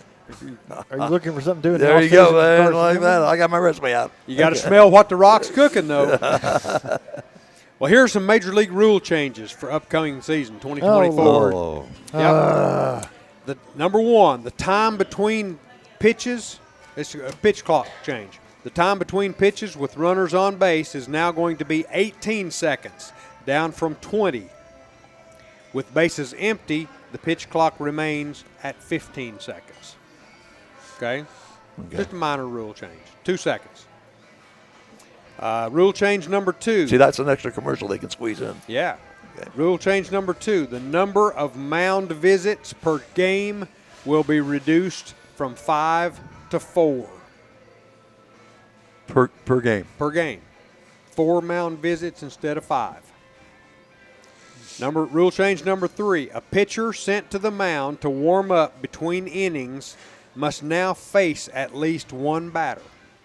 So you can't send a pitcher to the mound to warm up and then jerk him. He's got to face at least one batter. I didn't realize that was a major problem, but sure, let's address that. Yeah. Now here's one that's apparently has been a major deal. Oh, you're going to get on the big one. The runner's lane to first base will now include the space between the foul line and the infield grass.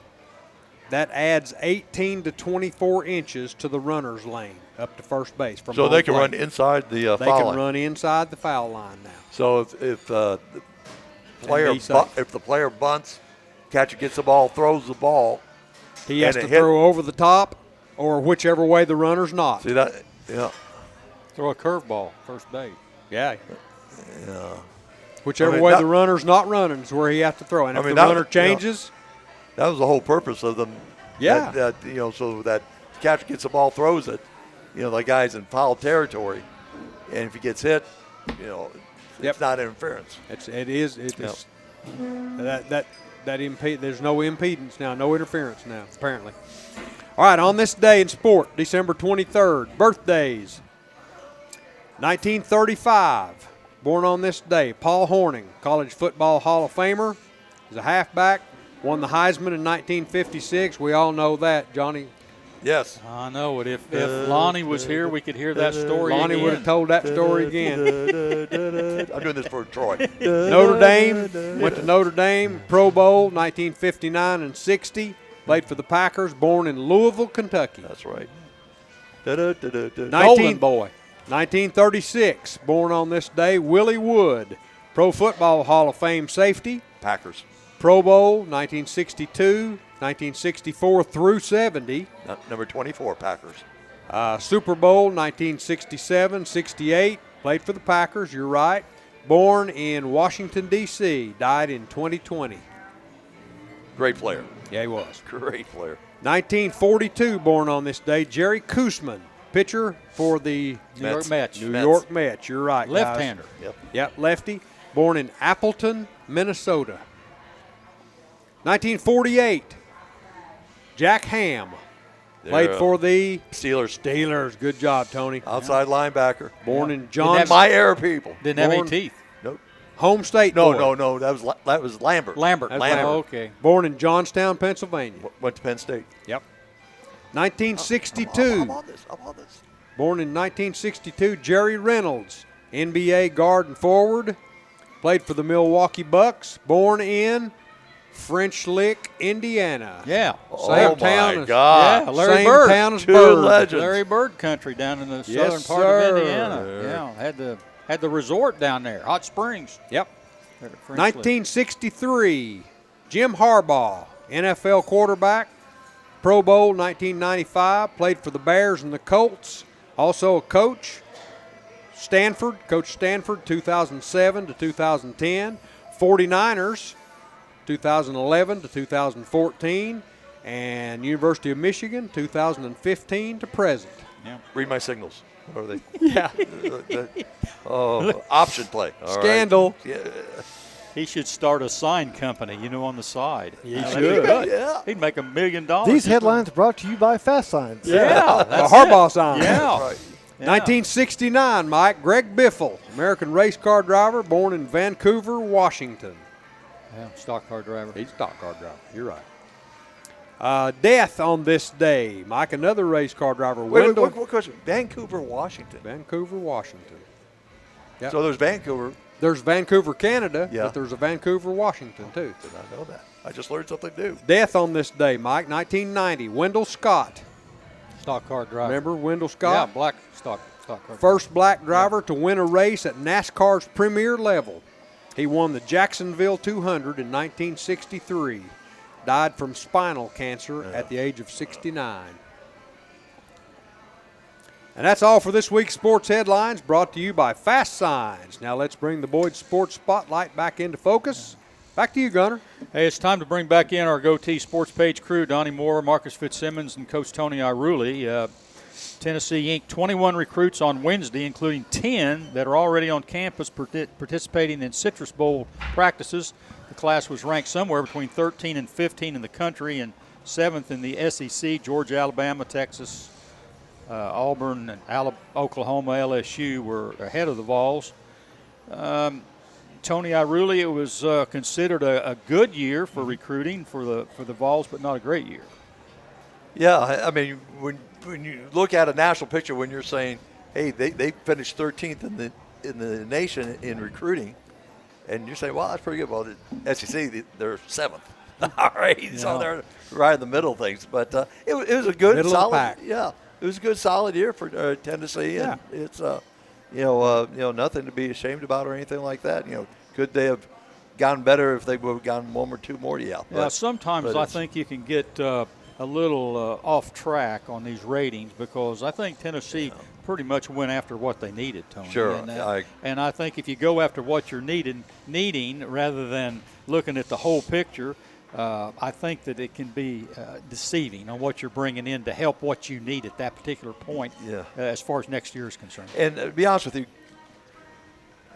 coaches don't really worry all that much about what the rankings are and everything like that because they assume it's from someone who's really never played football has come up with these rankings.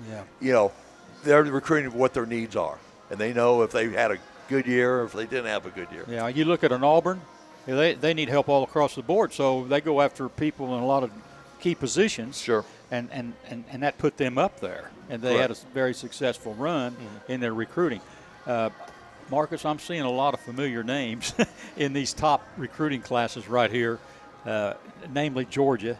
A lot of picks that they had the top recruiting class in the country, and then there's Alabama. Right behind me you got Texas, and we've mentioned Auburn, but Oklahoma's there and LSU's there. You're talking the rich are getting richer. Huh? Wasn't that what the NIL is supposed to accomplish? Make the rich richer? Yeah. They are. Make for a better sharing of the money between the Big Ten and the SEC and nobody else? Yeah.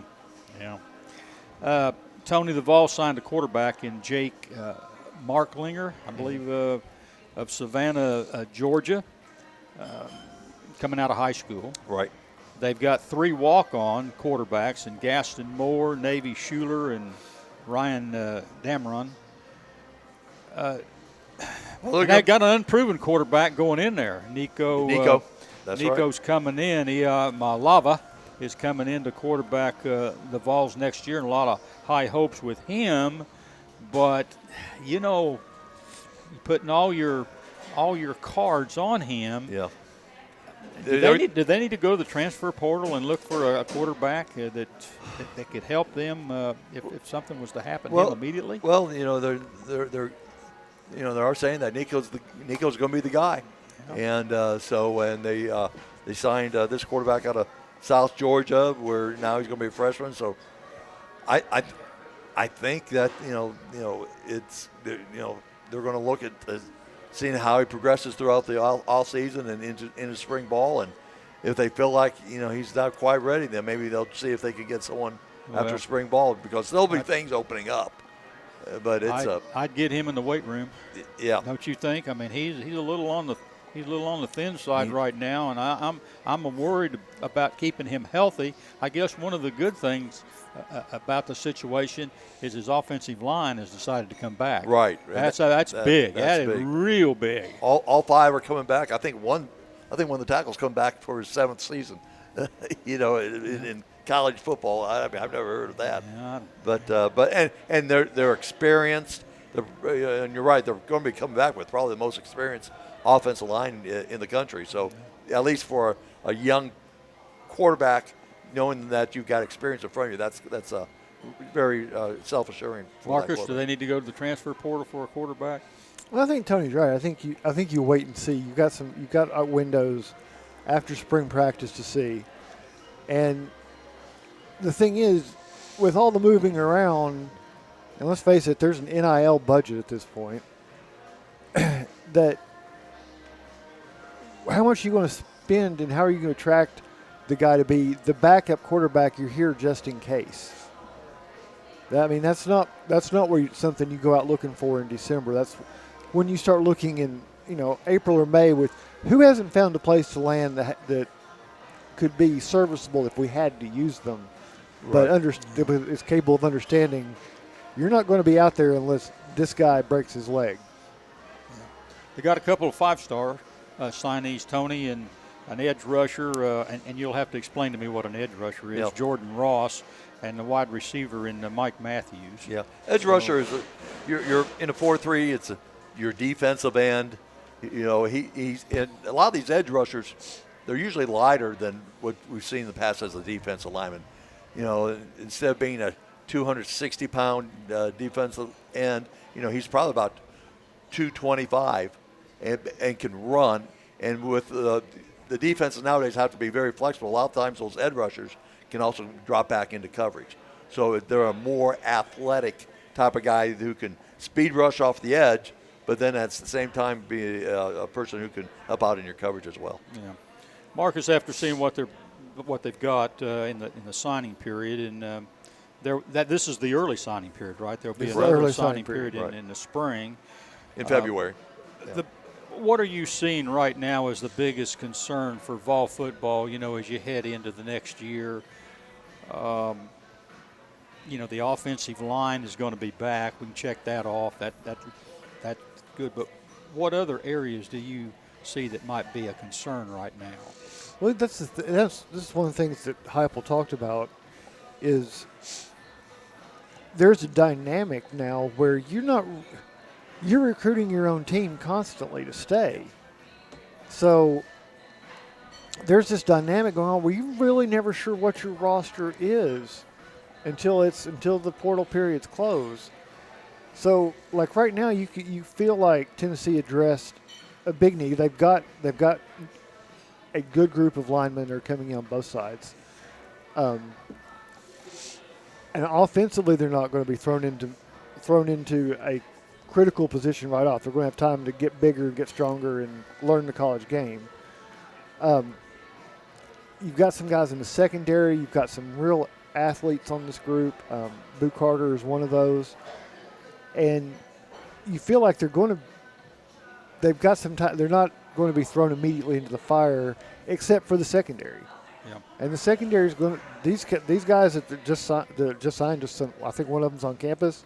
They're probably wishing they could throw him into the bowl game, because they got nobody left. Yeah, Tony, I'm looking at this, and they've had an exit, with their defensive backs. Yep. That's really kind of been hit the hardest. Sure. Why is that? Why would that position be hit? I mean, why would those guys leave In mass. There's 7 of them. Compared to your offensive line, your defensive line, your quarterback situation, your running backs. Jalen Wright, he's leaving, but he's entering the pro. Sure. Yeah. Why would that be? It might be something that to have as many as they're leaving. Maybe it's just not issues with the secondary coach or Can it be the abuse that that group has taken from the fans and media? Yeah, they feel like I was going to say they feel like they've been a target. I mean, I'm not really sure what it is, but wherever they're going, it's not going to be any easier, and that's why I hate this transfer portal stuff. Well, I look around the league, Marcus. I look around the SEC, and I look around the other conferences. Some of these schools have gotten some really big names out of this transfer portal. I mean, some big names, and some big names have gone into the portal, some quarterbacks and so forth. Are we seeing more and more money going into this, or is it going to be more and more problems for schools that don't particularly have this NIL money? I mean, you got Oklahoma and Texas. We know where that money's coming from. It's been there all along, and it's going to get even more so with them coming into the league. And, I mean, is Tennessee going – I guess my question is, Tennessee on down the line, are they going to be able to compete in the transfer portal to get the players that they might want to get? I think they'll be competitive no matter what happens. I think what is essentially key is going to be what comes out of this court rulings about the multiple transfers. Mm-hmm. If the NCAA rule for one transfer goes back into effect, then you're going to see a little bit of a cessation. You're not going to see guys when they can't make that second, I'll just transfer again if I don't like it after a year. Yeah. When they take that option away, I think you're going to see some more deliberate thought going into some of this, and some of that a stop to some of the knee-jerk, they're bringing in 3 cornerbacks. I'm probably not going to get playing time next year. They don't think I'm any good, sort of thing. So I think Tennessee can compete, but I think it's going to depend on how the rules get drawn up, because what we have now is not what's going to sit there. And why does because I'm an old timer, why does it have to go into the courts to find out how many times a player can be allowed to transfer from one school? Yeah, who's in charge to another? I mean, that's why this is just a total mess. You got, like we talked earlier, we got the starting quarterback from Ohio State who led them to 12, 13 wins, threw over 3,000 yards, 25 touchdowns, only 5 interceptions. He goes, I had a source tell me last night that his father and him goes to the head coach Ryan Day demanding more NIL money or they're transferring. And Ryan Day says, well, then you better transfer. And see, NIL shouldn't even be in front of the coaches. But that's exactly what happened. I mean, it should be in front of the coaches, but they know. And so this brilliant quarterback, I'm not too sure about his mental capabilities. He's transferring to Syracuse, who just lost 45-0 in the Pool and Weed Eater, Gasper, whatever. Well, he's likely to be a starter there. Yeah, he definitely can start because the tight end ends up throwing 10 passes. I mean, that's where we're at right now. You also have this scenario going on with a coach changes schools. You know, he just, he takes another job somewhere. He can get players that were at that school playing for him. Yep. They can go on to his school. If he has the relationships. And some coaches will be able to do it. Some coaches will not. Yes. But some coaches will be able to, could make that sort of thing. And we saw it already with the move from Oklahoma to USC. Yeah. And we saw players making that transfer out to USC. Yeah, and Indiana hired the coach from James Madison, and some of his coaches are coming along with some of his players are coming. That's why I've got I really don't have too much problem in terms of player wanting to transfer one time. All right, but shopping yourself every season. Totally right. We got guys now that they've been to 3 or 4 different schools. But the thing is, it's happening in the high schools now too. We're getting guys. Bradley Central had one of their number one player. He'd been to 4 different high schools, and so that's where we are right now. Yeah. We're seeing that in the high schools, and I would not want to be a coach in that position where you have a player coming in and because there's just so much baggage that's going to go with it where when you like one transfer, okay, if you're trying something out or what situations are, but when you're going every year and it feels like, I'm not saying it is, but it feels like parents are shopping their kids trying to find the best way to get them recruited. Yeah. It's not a good situation because they're going to be the ones who transfer 5 times in college. Well, another person like that was the defensive lineman from not Central, but that went and signed at Texas A&M. He had been at 3 or 4 different high schools. So you long for the days where coaches were looking for junior college players to play in their program. I know those days are. You don't hear much about that anymore, do you? Not We're going to the junior college route to get some players. It's a transfer portal now. Yeah.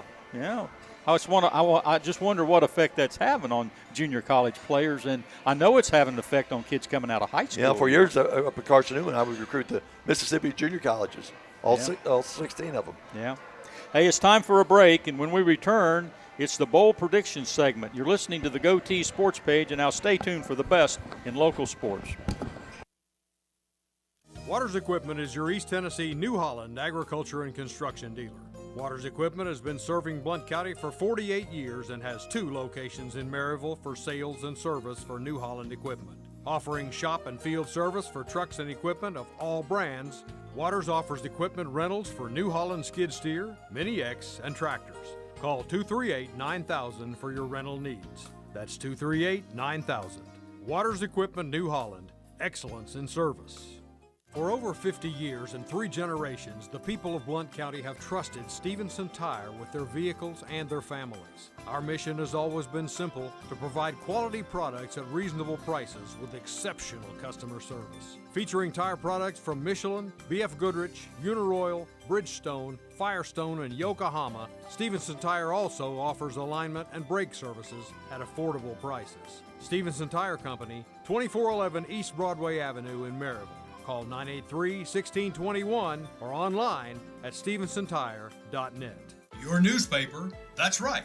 The Daily Times is your newspaper, tailored to where you live, emphasizing the things that affect you and keeping track of the people and players in our community. The award-winning Daily Times can be delivered each morning right to your door or inbox with the latest in local news and sports. For a 30-day free trial offer, call 981-1100 and begin enjoying your life, your times, every day with the Daily Times. The Blue Tick Tavern is home to the tastiest pizza in Blount County. Try our signature Broadway barbecue pizza, grilled chicken and red onions covered in mounds of mozzarella. Or sink your teeth into our one-of-a-kind chicken and bacon pizza, made with an olive oil base, grilled chicken, bacon, red onions, and covered in Brussels petals. The Blue Tick Tavern also has salads, sandwiches, and the area's largest beer selection. Regularly recognized as the best pizza in Blount County, it's the Blue Tick Tavern, located at 128 West Broadway in downtown Maryville. The Roger L. Newman Company began in 1984 with a vision of providing Blount County with excellent heating and cooling service. Mr. Newman also wanted a real business. No gimmicks and no high-pressure sales. They just fix it or replace it. They want to stay within your budget and make you comfortable. Their motto still stands true today. Call us first, we'll be there. Call Roger L. Newman Company at 982-5446 or visit online at rogerlnewman.com. Cooler temperatures are approaching. Upgrade your furnace now for as little as $50 a month.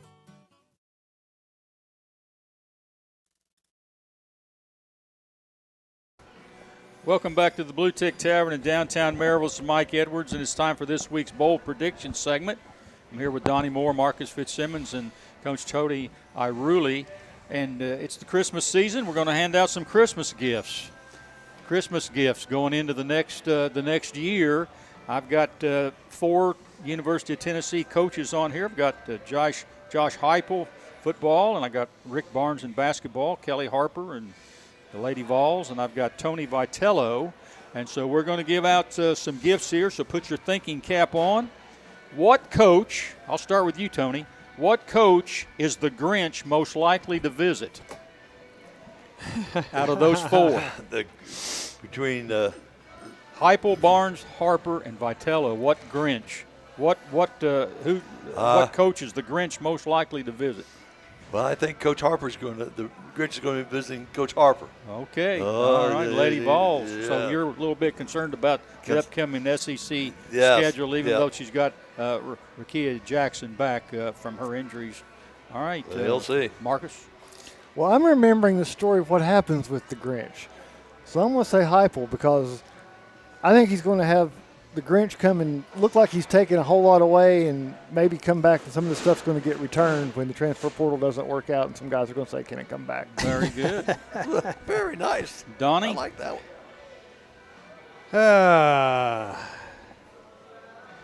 Well, I guess I'm gonna say Coach Vitello. All right. Because he's got a lot of expectations to meet, and I don't know whether he's going to be able to meet them or not. Set the standards high. Yeah, the bar's really high for the baseball team. I'm going to go with Rick Barnes and his problems in the Sweet 16. Getting out of the Sweet 16 till he gets out of the Sweet 16 to the Final Four. I'm saying the Grinch. Grinch, I'm sorry, he's hanging around. He visits him every year. Then he's hanging around. I think that if Coach Barnes sees him coming, he better run right here at Christmas time. Hey, Marcus, I'll start with you. Who's most likely to get coal? Most likely to get coal? Yeah, to get coal. Get a lump of coal. Lump of coal. Oh, that's going to be Coach Vitello. He's of the 4. I would say he has the biggest number of people who have him on a hit list. You think?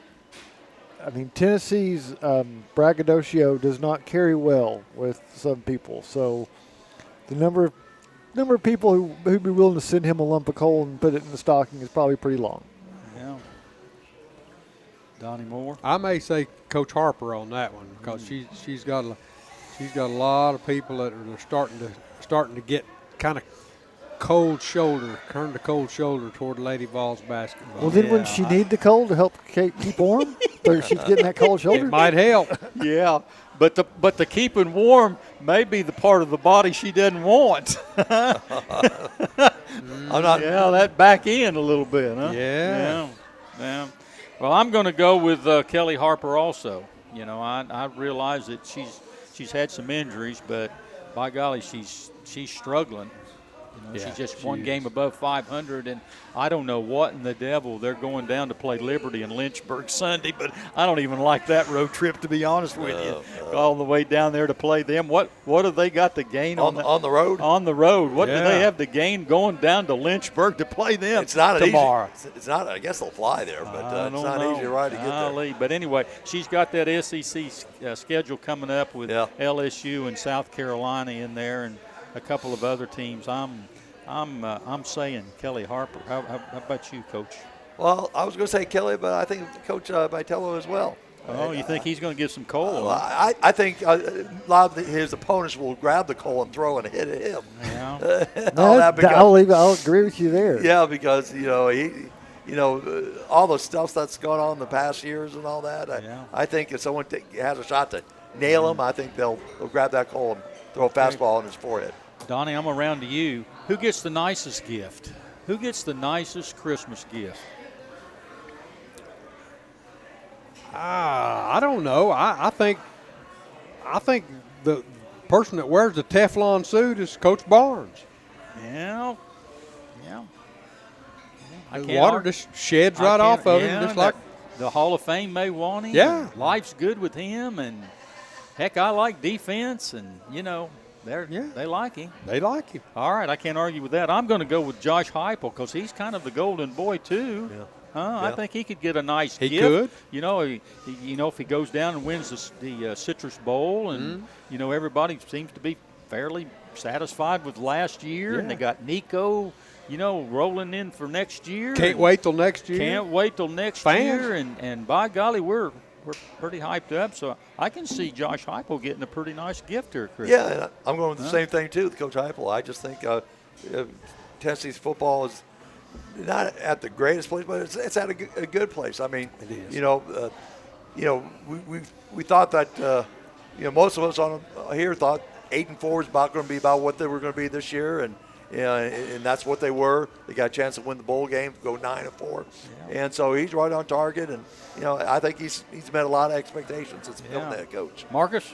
Well, I'm going to go with Coach Vitello again because as much as he's hated by some of the opposing coaches, he's also beloved around Big Orange Country, and his gift is already sitting there because he's going to have a brand new stadium over the course of the next couple of years. Yeah. Donnie, I know you're getting ready to blow that whistle it's right about there. time. I know it is, but I want to know who has what coach has the nicest decorations, but the lights don't tend to work. Nicest decorations, but the lights don't work. Josh Heupel. Wow. Josh Marcus says Josh Heupel. I tend to agree with that. I'd say Coach Hype. All right, what do you think? Tony Iruli, no doubt about it. Really, huh? I can't find the outlet, so right. the lights aren't working right now. All right. Well, What do you listen, think? What Donnie, are you going to say? I just want to wish everybody a Merry Christmas out there, and I hope everybody has a great, weekend with their family and so forth, and has a great holiday season. And we'll look forward to seeing everybody next week to bring in the new year, huh? Merry Christmas, everyone. Hey, Merry Christmas. Yeah. Merry Christmas. Yep. Hey, that'll do it for today's edition of the Goatee Sports Page. Thanks to Aaron Ishmael back at Loud Media, our host, the Blue Tick Tavern, and all our sponsors. For Donnie Moore, Marcus Fitzsimmons, and Coach Tony Iruli, until next Saturday, this is Mike Edwards.